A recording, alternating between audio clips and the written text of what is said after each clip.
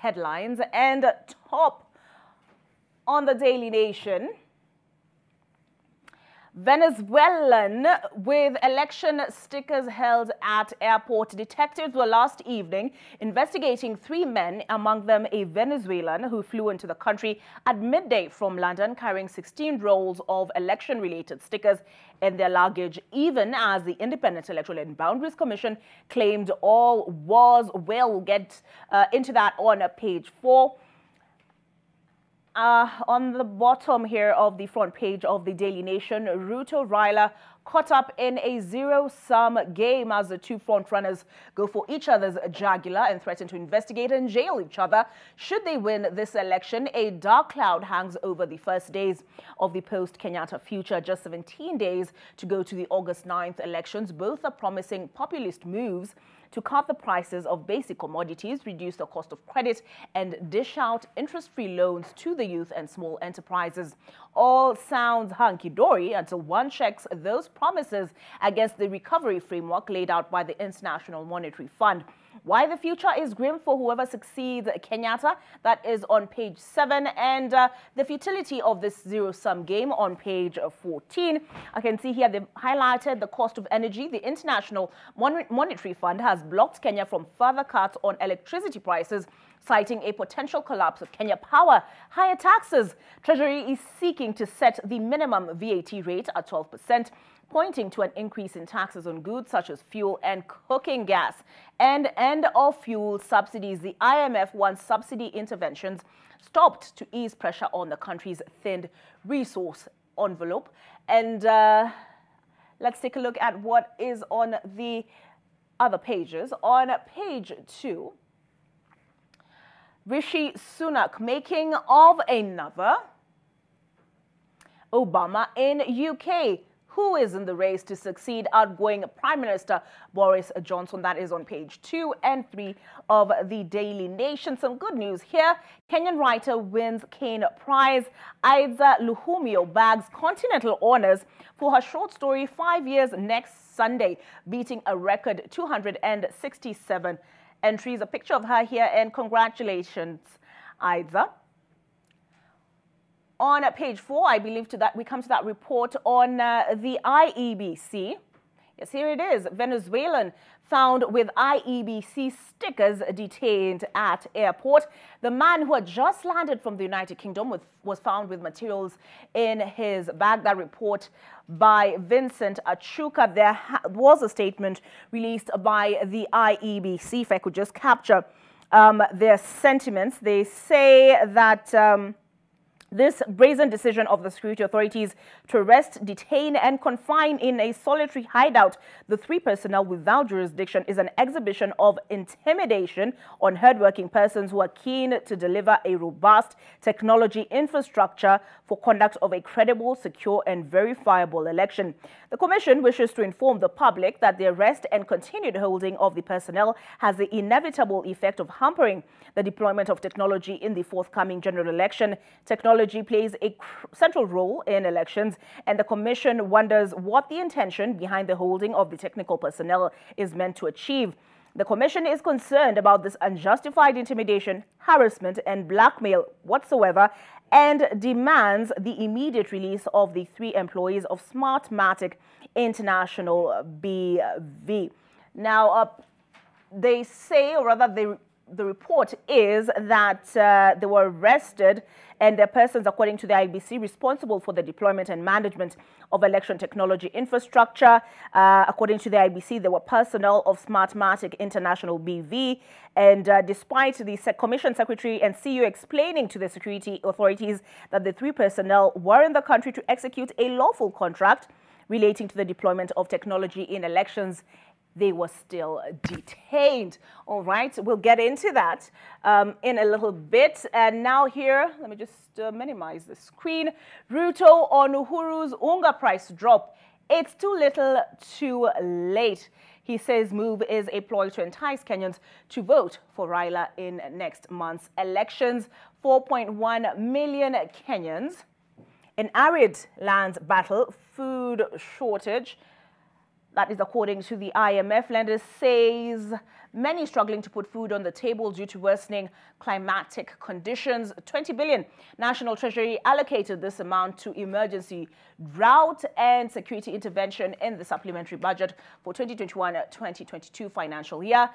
IMF's bitter pill for Uhuru's successor. What conditions mean for you? It has approved, that is, IMF has approved an additional 28 billion lending to Kenya, but with a raft of unpopular demands. Gachagua fights to reclaim 1.5 billion land near airport. He has sued a retired civil servant, John Ohas, over a parcel of land near JKIA. And here is a picture of the the Madeira Member of Parliament, Rigathi Gachagua, who says the land is currently charged at Equity Bank over a loan of 200 million shillings. Gachagua says he bought the land for 24 million from a Mr. Peter Nduati and Ms. Pauline Muringe, who owned it through Karindi Farm Limited. All right, drive to promote tourism in East Africa launched, and here we go. The presidential debate slated for July the 26th, Tuesday, July the 26th, 2022, 5 p.m. to 10 p.m. And we saw there in that report by Ibrahim Karanja that the deputy president has said he will participate, but with some conditions. And I think we'll leave the Daily Nation at that point. I will be engaging my panelists on what the reduction in unga means, those IMF conditions in the cost of unga, I mean. Zero-sum game, Ruto and Raila now go for each other's jugular. Kenya Kwanza and Azimio have threatened to investigate or jail opponents if elected in the August 9th polls. New poll shows close gubernatorial races. I can see here by popularity in Mombasa, ODM's Abdul Swamad Ali leads pack with popularity rating of 50%. That is on page 15 of the Daily Nation. Obado's PA claimed Sharon was his lover. Witness says Oyamo also said he was the father of Sharon's unborn child. That in the Daily Nation as well. Now let's take a look at the front page of the Standard. And it's a report on the same report that Sydney Chizima did on Stadia and the race for where to hold said last campaign rallies. Locked out in venues battle. The battle for prime rally venues in Nairobi took a twist yesterday after DP William Ruto's team was informed that Nyayo Stadium, which it had booked and paid for, would not be available, and neither would Kasarani. This even as Junet Mohammed insisted Azimio would hold its final campaign call at Nyayo Stadium. And I can see down here, General Kibochi, first CDF to graduate with PhD. Ballot chances dim further for Ruben Kigame. And at the top here, so who kills Willie Kimani? The court decides. As we mentioned in the news diary, that judgment being delivered today. Front page of the Business Daily, Kenya disowns port deal.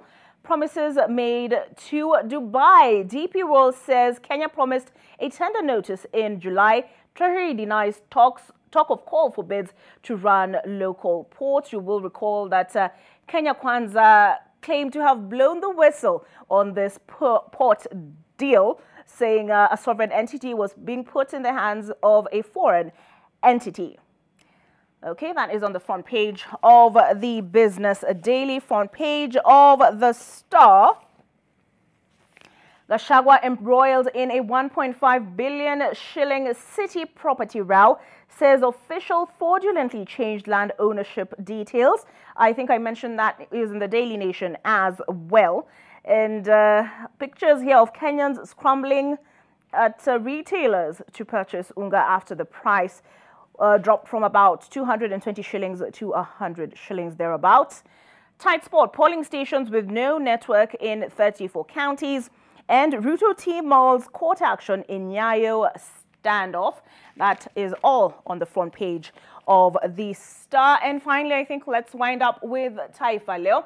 And the headline here is Uhuru Atandikia Raila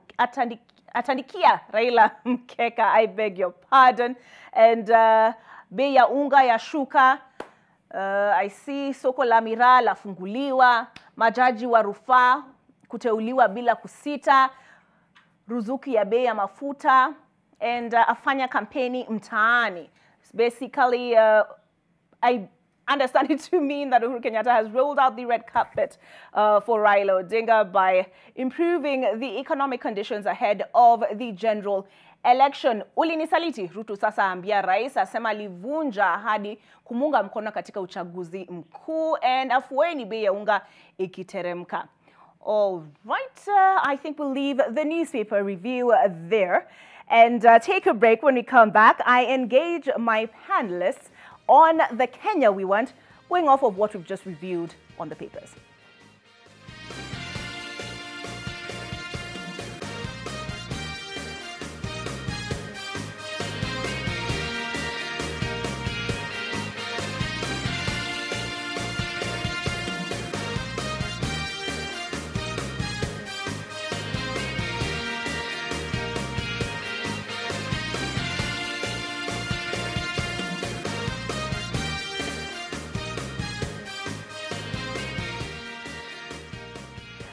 Welcome back. As the screen indicated today, this morning, platform for the young people. I'm joined by several new faces, at least for me, and some more familiar, including Sylvia Katua, who is a program officer at Mzalendo Trust, Sylvia Morwabe, who is a program manager at Crime Sipwa, Samuel Masaki, correct? Yes. Who is the Youth for Kenya Kwanza presidential campaign coordinator. Yes. And we're also joined by Steve Ogutu. Steve, you're a communication and development specialist. Karibuni sana.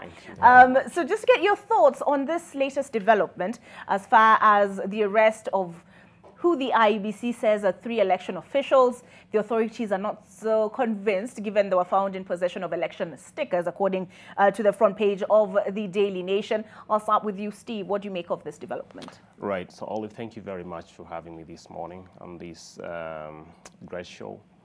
And to say that, you know, we are in a very sensitive period as a country. And, you know, IEBC is poised to, is in the limelight right now.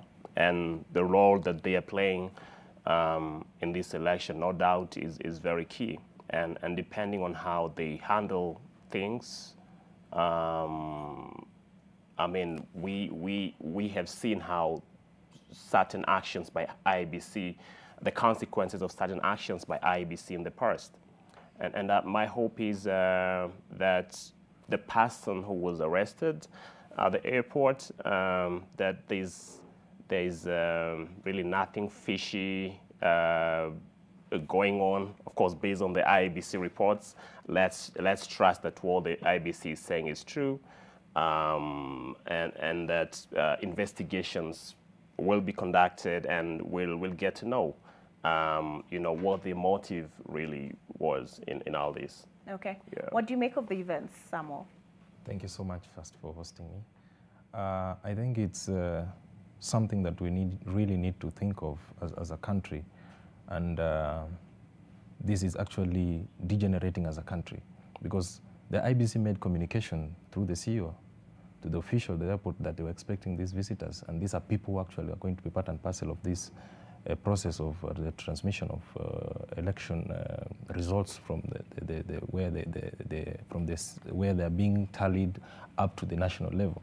So I think it is clearly that we need to rethink ourselves and offer the support that the IEBC need as a country.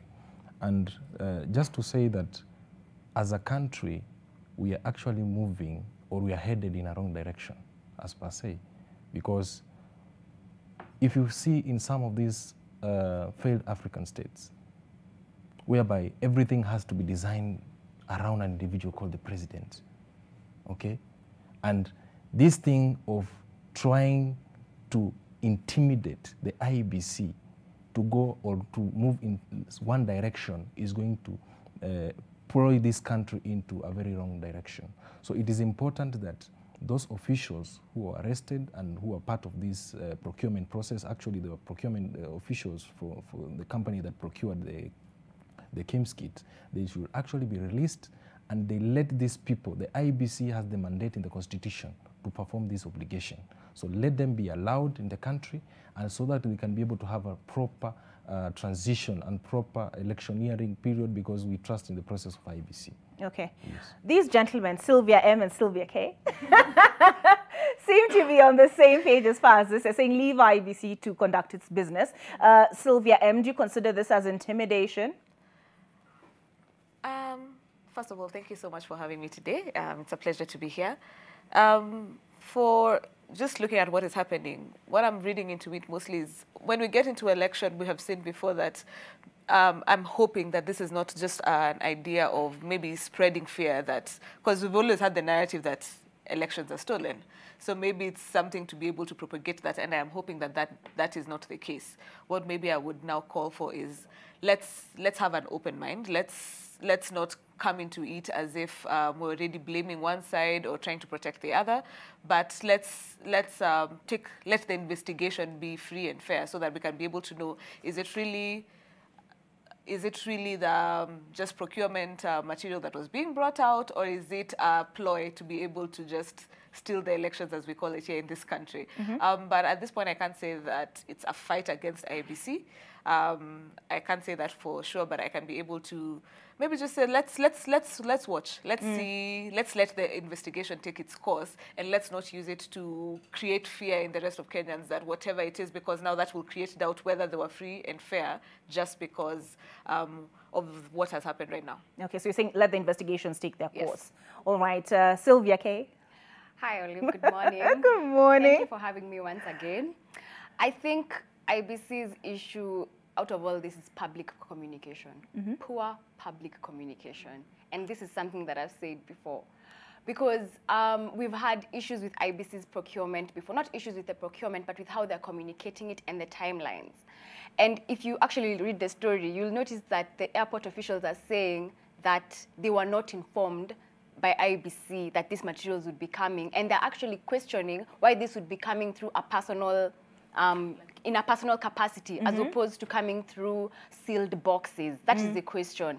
And instead of IBC coming out clearly and saying, okay, 1, 2, 3, they released a statement, we've seen it, but it's very vague. It's not adequate enough to answer all the questions that Kenyans have. And this is something that we've seen before. And as civil society, we have repeatedly called out IBC for its lack of, I wouldn't say transparency, but the kind of communication that it's consistently putting out is not strong. It's not addressing all the issues being raised, not only even about procurement, but even if you think about the polling stations you've spoken about, in the 32 counties that have issues, in the counties, I don't know how many they are, but have issues with the coverage. If you recall in the last... I think I saw on the star says 34. Yes, 34. And in the last election, okay, I think there are about 11,000 polling stations, 11,000. 1111. Yes, yes. So you can imagine those kind of polling stations increased. First of all, polling stations were increased, if you recall. IBC released, and it was after public outcry that they came ahead and gave why and how many polling stations in each county were increased. Secondly, this issue of 4G coverage has still not been sufficiently covered. There were regulations brought forward in Parliament, but I think Parliament shut them down. And so this is a consistent issue that was in the previous election and has not yet been addressed in this election. I think it's for IBC to have proper public channels to address the public, because if you do not allay public fears, then these issues that keep cropping up, as my colleagues have mentioned, will continue being questioned, will continue being raised. And then again, that goes back to the lack of public confidence in IBC. And if IBC officials come forward and say, okay, 1, 2, 3, if you even look at the kind of questions that are asked to the IBC commissioners and even the officials generally by the press and how they're answered, there's not that confidence that they're giving the people. They're not assuaging public fears, if I can say that. And this is something that IBC needs to work. We have about 18 days to the elections. We still don't know what's going on. When we wake up and find such a headline, it's concerning. I mean, this is something that they need to take into consideration and work on their public communication. So I think for me, the main issue is communication. All right. So Sylvia Katua says it's not good enough to say, take us at our word, gentlemen. She says they need to really pull up their socks in engendering public confidence by way of